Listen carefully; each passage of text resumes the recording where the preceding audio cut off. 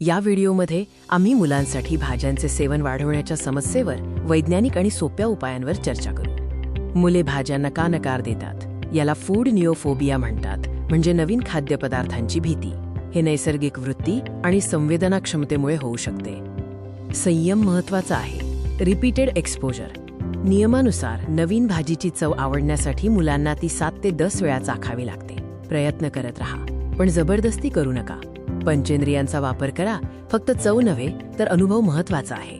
मुलांना भाज्या पाहायला, वास घ्यायला आणि स्पर्श करायला लावा। वैज्ञानिक तथ्यानुसार टच आणि स्मेलमुळे अन्नाची भीती कमी होते। तुम्ही त्यांचे आदर्श रोल मॉडेल बना।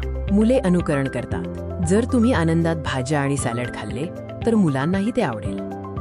सहभोजन। एकत्र जेवणाचे अनेक फायदे आहेत। जेवताना स्क्रीन बंद ठेवा आणि जेवणाबद्दल सकारात्मक चर्चा करा।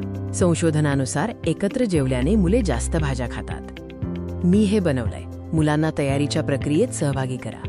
त्यांना भाजी निवडायला, मटार सोलायला किंवा साधे सॅलड सजवायला मदत करण्यास सांगा। जबरदस्ती नको, प्रेम हवे।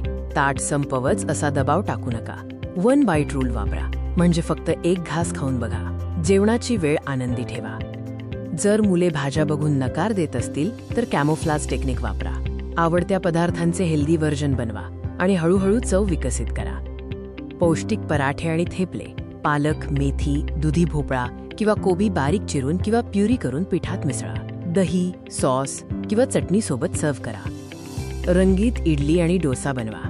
लाल, गुलाबीसाठी बीटची, हिरव्यासाठी पालक किंवा कोथिंबिरीची आणि केशरी रंगासाठी गाजराची प्युरी वापरा। आकर्षक रंगांमुळे मुले आनंदाने खातील। वेज कटलेट्स आणि लॉलीपॉप्स। मिक्स भाज्या मॅश करून स्टार किंवा हार्ट शेपचे कटलेट्स बनवा। अधिक चवीसाठी चीज किंवा पनीर घाला। टेक्स्चरची समस्या असल्यास सूप्स हा चांगला उपाय आहे। टोमॅटो आणि गाजर सूप नैसर्गिक गोडव्यामुळे मुलांना आवडते। सर्व भाज्या उकडून, मॅश करून, गाळून मिक्स वेज सूप बनवा। दीर्घकालीन ध्येय कॅमोफ्लाजकडून पोळी भाजीकडे जाणे आहे। भाज्या लपवणे ही फक्त सुरुवात आहे। 3-4 वर्षांनंतर हळूहळू भाज्या त्यांच्या मूळ स्वरूपात द्यायला सुरुवात करा। मुख्य विचार आणि निष्कर्ष। संयम ठेवून 10 वेळा प्रयत्न करा। क्रिएटिव्हिटी वापरा आणि जेवणाचे वातावरण आनंदी ठेवा। पोषण आणि प्रेम हेच निरोगी मुलांचे रहस्य आहे।